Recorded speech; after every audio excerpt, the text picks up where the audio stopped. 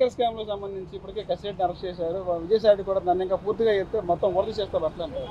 ఎలా స్పందిస్తారు? ఈ రోజున మాజీ ఐఏఎస్ సీతారామన్ అరెస్ట్ చేశారు ఈ రోజున.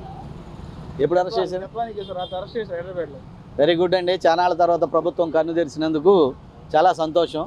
జత్వానీ కేసులో జరిగింది అన్యాయమే. ఇకపోతే ఈ కసిరెడ్డి ఎవరో రాజశేఖర రెడ్డి అంటున్నారు చూసారా, లిక్కర్ది.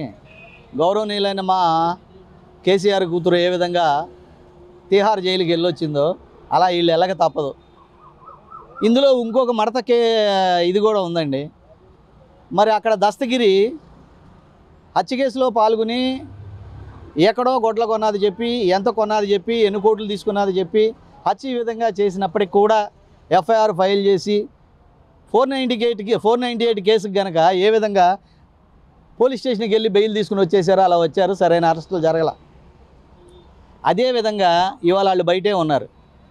ఇవాళ గొప్ప ఆడిటర్, గొప్ప మేధావి, జాతీయ కాంగ్రెస్ పార్టీని కూడా అల్లాడించి, జాతీయ కాంగ్రెస్ పార్టీ కోర్ కమిటీని కూడా అల్లాడించిన గొప్ప మేధావుల్లో ఎవరన్నా ఉన్నారు జగన్న బతికిచ్చినోడు, జగన్న ఏమో సీఎం అని చేసినోడు అంటే వాడు విజయసాయి రెడ్డి. అందులో ఎలాంటిది లేదు.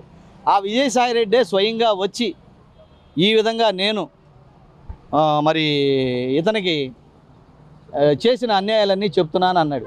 మరి ఇది ఎంతవరకు సక్సెస్ అవుద్ది అనేది నాకైతే నమ్మకం లేదు. Modi 100% support to YSR party. Modi ఉన్నంతకాలం జగన్కి ఏమీ కాదు నాకు తెలిసిన. Whatever it may be, join అవ్వనండి.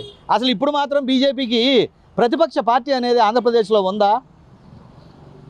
Janasena support to BJP, Congress support BJP local వాళ్ళు.